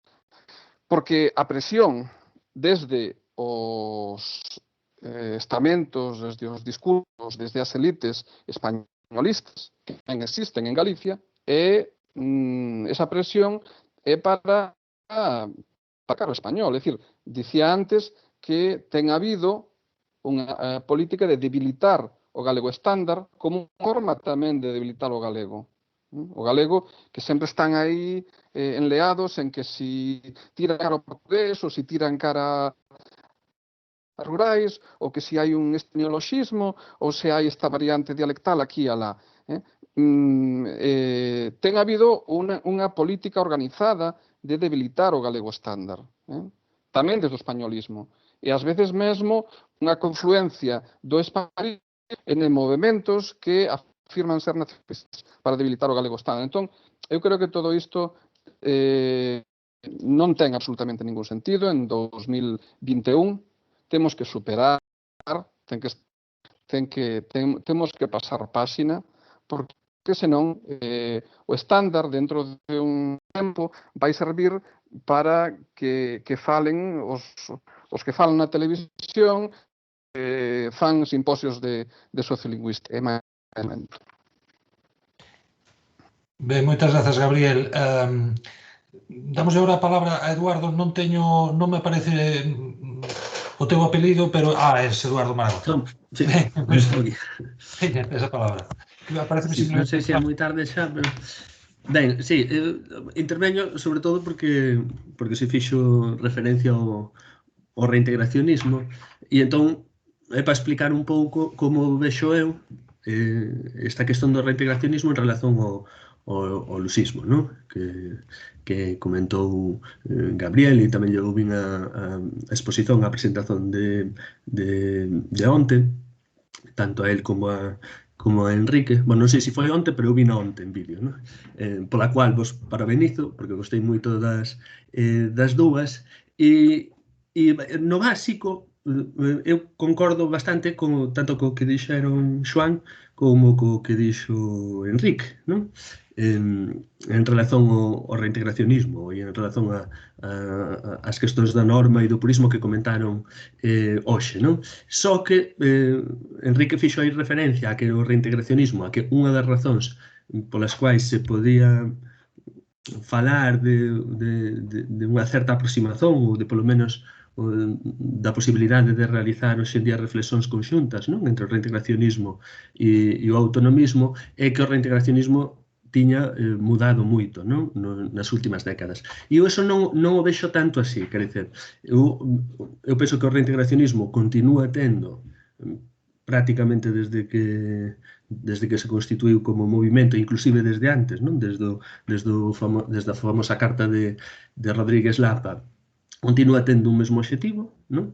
Que é confluir completamente, polo menos nos usos escritos, co portugués, quer dizer, utilizar o portugués como norma culta de referencia para as falas galegas, mas sí que houbo unha mudanza que penso que é común a unha mudanza que se produciu tamén en moitas orientacións ideolóxicas e moitas orientacións sociais de todo tipo, que é de comprender ou de tentar comprender mellor as posicións contrarias, non? Eu penso que hoxe en día no reintegracionismo enténdese mellor que nos anos 80, en que o conflito estaba aínda a ferver, compréndese mellor pois quais poden ser as motivacións profundas para que un sector da cultura galega pois decida ou pense que é interesante que o galego se constitúa en lingua independente e que, por tanto, teña un padrón independente do portugués. Isto eu penso que nos anos 80 ou 90 non se comprendía tan ben como hoxe. Hoxe existe un esforzo por comprender iso. E penso que ese esforzo tamén se realizou do lado do autonomismo en relación ao reintegracionismo. Entón, hoxe en día, pois si hai un grupo de persoas a un lado e outro, cos quais é fácil ter conversas agradáveis sobre esta questón da normativa. En relación ao purismo, de que falou Gabriel, eu a verdade é que non me revexo nada nesa caracterización que Gabriel fai do reintegracionismo como, digamos, como a expresión máis nítida do purismo, que non é a primeira vez que o ouzo, non? Moitas veces o reintegracionismo ten sido caracterizado como excesivamente purista. A verdade é que nen eu, e penso que moitas persoas que compartillan esta visón da lingua comigo, non nos revemos, inclusive moitas veces brincamos co purismo dos outros, non? E nós non nos vemos como puristas, nin vemos nen sequer que teñamos unha obsesión ortográfica grande, nin que teñamos unha obsesión por vincularnos a un pasado perdido, nen a Idade Media, nen nada disso, non? Mas ben é un practicismo o que temos, non? O que pretende o reintegracionismo é, digamos que a obsesión, se houvese algunha obsesión, sería diluir o máximo posible a fronteira coas outras variantes, coas outras variedades do galego portugués no mundo, e para iso o recurso máis fácil é eliminar, en primeiro lugar, as barreiras ortográficas, porque as barreiras ortográficas son as que impeden que, ao final, ou son as que primeiramente impeden que as persoas galegas, por exemplo, podan acceder a recursos xerados na lusofonía que poderían fortalecer o propio galego, non? É evidente que se as persoas na Galiza hoxe en día usan a palabra carballo na oralidade, mas esa palabra é escrita de maneira diferente na Galiza e no resto dos países de lingua histórica galego-portuguesa, pois non van consultar dicionarios xerados neses países, non? Porque está escrito con outra ortografía e simplesmente van identificar a palabra como escrita noutra lingua, non? Entón, digamos que o obxectivo do reintegracionismo é diluir iso, mas non ten un fetiche especial coa ortografía, nen co pasado, nen nada polo estilo, non? Tal vez, no pasado, se teñan utilizado argumentos e contraargumentos nese debate tan fervoroso que había coa posición contraria, pois relacionados coa pureza ou relacionados coa recuperación de un pasado histórico perdido, mas pareceme que eran máis propagandísticos que outra cousa, non? Eu penso que o obxectivo do reintegracionismo sempre foi e continúa a ser, sobre todo, confluir co mundo de lingua portuguesa por unha questón práctica, digamos, por un proteccionismo tal vez non autoritarista, non? Eu definiría así. Penso que era Eduardo Dioclecio, penso que se chamaba, que a intervención que fixo no outro día puxo de exemplo ou utilizou este programa que se emite na televisión galega, que se chama Digo Cho Eu, para pôr un exemplo de como un discurso que continúa a ser moi prescriptivista en termos normativos, hoxe en día estaba utilizando outras formas de comunicar, digamos así, unhas formas de comunicar máis amáveis, non? E o reintegracionismo o que fixo foi avanzarse a esas formas de comunicar máis amáveis, porque non necesita ter un discurso tan autoritario ou tan prescriptivista, non necesita, por exemplo, dicer hai que usar esta palabra en galego porque é así, porque é a nosa, porque é así que sempre se dixo, ou porque é a xenuína, ou porque sería a que representa o galego de cualidade, senón que simplemente se di que esa palabra convén usala así para comunicar con máis persoas, non? Mas non hai un motivo historicista, ningún motivo purista atrás desa mensaxe do reintegracionismo, non? O reintegracionismo simplesmente utiliza o poder de atracción que ten ampliar a comunidade de falantes, ampliar a comunidade comunicativa para atrair as persoas a un uso máis xenuíno do galego, non? Bon, eu simplemente quero acabar dicendo que quen teño dúas fillas agora mesmo, e quen ten fillos, eu penso que notaría moito máis, ou multiplícanse, digamos, os problemas que ten á hora de relacionarse coa súa lingua, porque, obviamente, nós que estamos preocupados polo futuro da nosa lingua, queremos transmitilo na familia e queremos que continue sendo a nosa lingua familiar, non?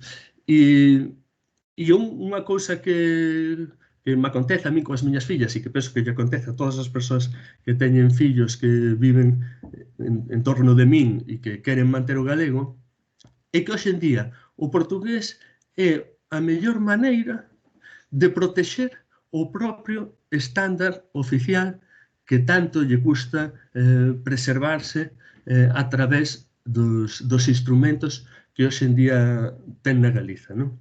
Eu, por exemplo, estes días estou ouvindo moito coa miña filla unha canzón en que se chama Pulguiña Teimosa, non? Que é no portugués de Portugal, en que usan certas palabras, como, por exemplo, cozar, que se usaba na miña casa na miña infancia, non sei se alguén ten esa experiencia de ouvir esa palabra, ou comichón, non?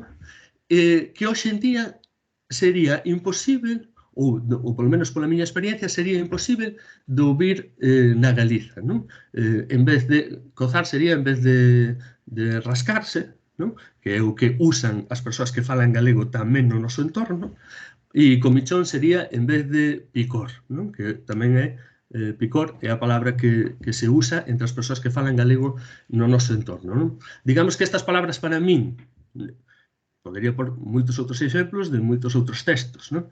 Mas para min representan neste caso o galego máis xenuíno, o galego de máis cualidade, non? O galego que máis hai que protexer porque é o diferente do castellano, mas non vexo hoxe en día posibilidade de o facer se non é a través do recurso ao portugués. Neste caso, ouvindo canzóns portuguesas infantís en que iso aparece. Non digo que a solución das persoas que queremos transmitir o galego como lingua familiar sexa única e exclusivamente ouvir canzóns portuguesas, non? Mas significa un reforzo importante para moitísimas palabras que o estándar do galego oficial tentou protexer ao longo de 40 anos, mas que é evidente que non conseguiu. Non digo tampouco que non teña habido avances do estándar oficial e que non teña conseguido certo estatus ao longo de todos estes anos. Tal vez sí, non? Mas é evidente, por exemplo, no meu entorno familiar, que poucas persoas, por exemplo, usan palabras como vermello ou palabras, estou falando de palabras de moito uso ou moito habituais nun ámbito doméstico, non? Entón, para reforzo desas palabras, hoxe en día a comunidade de falantes de galego que quer transmitir a lingua precisa tamén do reforzo portugués. E esa creo que é a única obsesión, é unha obsesión moi práctica do mundo reintegracionista. Non é un purismo polo purismo, nin é un esencialismo historicista polo puro facto de o ser, non? Grazas, Eduardo. Gabriel, supoño que Quique tamén Sí, eu quería agradecer en primeiro lugar a Eduardo que me ilustrase con un pouco o que nos ilustrase, digamos, coa súa visión do reintegracionismo actual, de cales son un pouco os tropos, os ideoloxemas, digamos, do reintegracionismo de hoxe, non? Como esta sesión se está gravando, non? Vai estar disponible, entendo eu, a todos aqueles que a queramos ver, pois a intervención de Eduardo vai ser moi ilustrativa. A min personalmente vaime axudar, e quero lle dar as grazas novamente, porque despois de tratar a cuestión do purismo na norma oficial, pois teño pendente un tratamento do purismo no reintegracionismo / lusismo desde o comezo ata hoxe, non? Pero precisamente como esta sesión se está gravando, eu anotei, e creo que escoitei ben que dixo Eduardo, un uso máis xenuíno xenuíno do galego. Esa é unha afirmación purista, de libro. Tamén dixo un uso de máis cualidade. A lingua de cualidade, que agora está tan de moda, iso é purismo 150%. Vamos, que non hai, é incuestionable, non? Por lo tanto, eu creo que sí que hai unhas formas máis amáveis, como decía Eduardo, como de alguna maneira Enrique Monteagudo suxeriu, e eu congratúlome de que haxa un diálogo entre as elites, porque este é un diálogo de elites, non é un diálogo de persoas, son as elites do mundo oficial galego, do mundo reintegracionista e dos outros mundos, non? O mito da comunicación máis ampla dos millóns de falantes, bueno, eso é un mito, en primeiro lugar, eso está estudado, por exemplo, para o español, moito, o nacionalismo lingüístico unha ideoloxía destructiva, verdade? Pois aí trátase, Moreno Cabrera xa tratou ese tema para o español, que se pode aplicar ao portugués, o tema de que vamos a comunicarnos con non sei cantos centos de millóns de falantes, non? O portugués como norma culta para o galego. Cal portugués? A mí gustaríame que alguén me contestase. Non sei se Eduardo ou algún reintegracionista que me contestase. Cal portugués? Porque isto pregunteino varias veces. O portugués de Portugal ou o portugués de Brasil ou se cadra o portugués de Cabo Verde? Cal é o portugués que o reintegracionismo quere tomar de modelo para o galego ou que quere que converxa o galego, non? É fácil brincar co purismo do outro. Entón, eu entendo que o reintegracionismo brinque co purismo do ILGA e da academia, porque, bueno, e ademais o máis notorio por difusión social, pero o purismo reintegracionista é moi evidente, non? Diluir as fronteiras, A mí chamame a atención tamén esta cuestión, porque eu nunha sesión anterior, a verdade é que lamento non poder ter seguido todas as sesións, isto coincídeme co horario de clases e reunións, horario americano, que son 7 horas máis tarde, non? Máis cedo, perdón. Pero sí que escoitei a sesión sobre o portugués e como brasileiros e portugueses admitían que a separación lingüística entre Brasil e Portugal, lingüísticamente, está case completada. Separación. Entón, non entendo, é absolutamente inconsistente pretender agora producir unha converxencia desde Galicia, mentres Portugal e Brasil prácticamente remataron a súa separación, a súa independencia lingüística. E pronto anunciarán, non sei se será 1, 2 ou 3 décadas, que son linguas diferentes. Renunciaron Portugal e Brasil a teren unha lingua internacional común. E o reintegracionismo galego quere abandeirar esa lingua internacional común. Realmente pareceme que hai moitas inconsistencias que me gustaría que algún día pois alguén me explicase, pero creo que estamos falando de discursos, estamos falando de elites, pero non estamos falando dos falantes reais, concretos, non estamos falando dos retos que ten manter e incrementar o número de galegofalantes e o estándar. Eu creo que o binormativismo, o trinormativismo, en fin, ese tipo de cousas, eu creo que eso temos que acreditar que é un tema superado. É un tema superado, non creo que beneficie demasiado. Si aprender portugués, por suposto, que sexa unha lingua que se aprenda nas escolas, da mesma maneira que se aprende inglés ou que se aprende francés. Por suposto que as televisións portuguesas, brasileiras e todos os países da lusofonía se poidan ver en Galicia nun mundo digital como actual. Pero eu desa visión do mito da comunicación ampla, de diluir as fronteiras, creo que é puro discurso, que non hai sustancia concreta real ningunha. Bueno, sinto ser así de polémico, pero realmente desde fora e sen estar atado polas dependencias de relacións entre grupos, eu vexo moi claro este tema, non? Creo que de algún xeito estamos anticipando algúns dos temas que imos ter que poderemos debater e escoitar na última das sesións deste simposio. Xa aproveito para anunciar que será o día 3 de marzo ás 5 da tarde, hora de Santiago de Compostela, non de non de e non a 7 como viña sendo habitual estes encontros. Non sei se Quique quere intervir, despois Eduardo.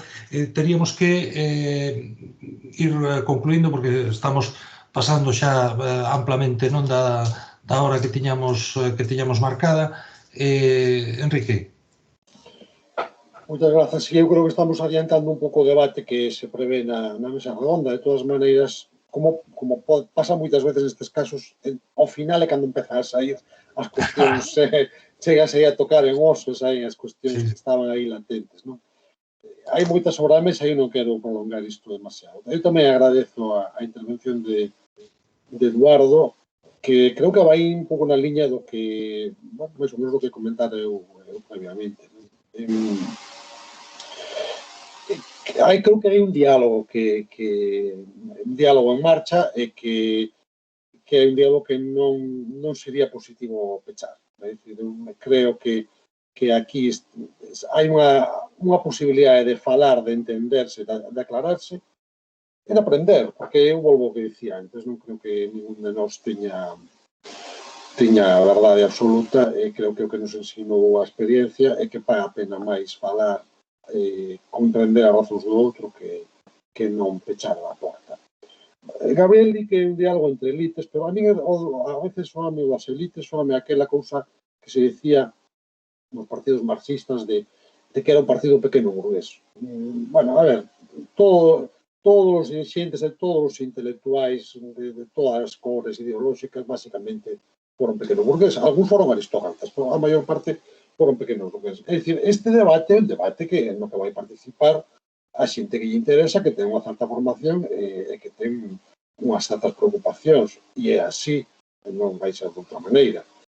Que nese debate non perdamos de vista os intereses da maioría da sociedade a que supostamente nos interesa beneficiar, que nos interesa que se aproveite, que se beneficie das propostas que poñemos sobre a mesa, é evidente, pero non vai deixar de ser. Eu non acepto esa especie de descalificación implícita que se oculta debaixo de isto é un debate de elites. Sí, é un debate de xente que sabe disto, que se preocupa por isto. E eu creo que é un debate que paga a pena.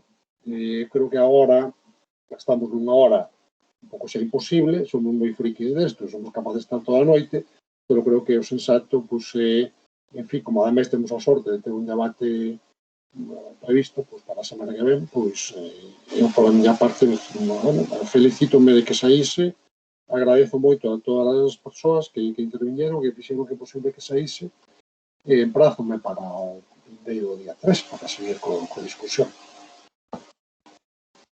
Eduardo, tes a palabra pedida? Sí, ben, mas un pouco como acabades de dizer, pois é mellor esperar o día 3. Simplesmente aquí, como preguntou Gabriel directamente que portugués, non? Eu penso que tampouco é unha cousa que teñamos que resolver exactamente agora, non? Onte, insisto, porque vin o vídeo onte, non sei cando falaron Enrique e cando falastes tú e Enrique, mas onte vin o vosso vídeo e Enrique tiña aí unha proposta moi interesante de oficializar a lingua portuguesa, non? De dar algún carácter oficial á lingua portuguesa que a mí, polo menos, satisfaríame bastante, non? Mas, cando falamos de oficialización da lingua portuguesa, penso que non temos por que concretizala, nen sabemos como se podería concretizar nun código ortográfico e morfolóxico ao estilo das normas ortográficas e morfolóxicas do Instituto da Lingua Galega actuais, non? Iso penso que non o temos que facer agora. Primeiro temos que definir o estándar ou o modelo que queremos, non? E depois xa nos ocuparíamos desas questões. Mas, en principio, eu entendo que se algún día se chegase a oficializar o portugués, teria que ser un portugués moi amplo, que abranxese a variedade ou variedades portuguesas, que abranxese a variedade ou variedades brasileiras e que tamén fose un portugués en proceso de desestandarización, que tamén se falou moito neste simposio sobre iso, que recollese a tradición de escrita en portugués ou escrita con ortografía portuguesa que ten o reintegracionismo desde hai 40 anos exactos, ademais, desde 81, non? Que ten aí unha tradición de galeguización do portugués, que partese do portugués, mas vaise galeguizando un pouco como o actual Bookman da Noruega, non? É unha resposta así que non é resposta realmente, non? É unha resposta que abre moitas posibilidades, mas que entendo que non é o momento até que chegue, si chega esa posibilidade. Ben, como vos dicía, imos un pouco excedidos de tempo. En todo caso, si os relatores de hoxe queren tomar a palabra para brevemente redondear as súas intervencións ou... Sí, Gabriel. Ben, eu, a verdade é que un pouco xa dixen, un pouco creo que as cousas que tiña pendentes. Quero agradecer novamente ao comité organizador, ao Instituto da Lingua, ao seu organizador principal que está do outro lado da cámara, por convidarme aquí. Quero agradecer a todas as persoas que interviñeron e acoller un pouco as miñas opinións, que pretendieron, en boa medida, abrir o debate, porque creo que ás veces o debate se mantén no terreo do políticamente correcto e do que son... Eu sí que creo na teoría das elites, aínda que non ten por que ser esta o marco teórico de outras persoas, pero creo que todos temos que aprender de todos, desde logo aprender a escoitar, pero tamén aprender a chamarlle as cousas polo seu nome, non? Entón, bueno, nada máis, moitas grazas e nada, ata outra. Enrique. Sí, eu tamén limito máis grazas ao dixen antes. Creo que está ben que se saquen, vamos, que teñamos liberdade para expresarnos e para decir as cousas con claridade. Eu creo que, como se está demostrando ademais aquí, non hai ninguna contradicción en opinar de unha forma clara e mesmo rotunda con manter un diálogo constructivo. Alegro-me moito de que esta cuestión saíse hoxe. Creo que foi unha sesión moi interesante, polo menos para min. Xa sei que eu son un friki como moitos de vos destas cousas, pero para min foi moi interesante, moi positiva e seguiremos falando para o próximo día. Moitas gracias. Ben, pois moi ben, imos daquela ir pechando esta sesión. Eu quero, bueno, reiterar os agradecementos aos relatores pola súa intervención, polas súas presentacións colgadas nas canles de YouTube, non? E polas súas intervencións hoxe. Tamén as persoas que interviñeron activamente neste debate, sempre apaixonante. Tamén as persoas que escoitaron sen intervir, e sen máis, bueno, emprazovos a todos para o día 3 de marzo ás 5 da tarde para asistirdes a unha mesa redonda sobre a estandarización do galego, problemas e desafíos, na que participarán Xosé Luis Regueira, que interveu neste debate, nesta sesión, Eduardo Maragoto, que tamén interveu, non? E Fernando Ramallo, que vin que andaba por aí, intervino fugazmente, porque tuvo un momento conectada á cámara, e a quen saúdo tamén hasta o próximo día 3. Ben, sen máis, pois, como se di na televisión, despedimos a conexión e vémonos o día 3 de marzo ás 5 da tarde. Veña, un saúdo a todos e boa tarde. Grazas a todos.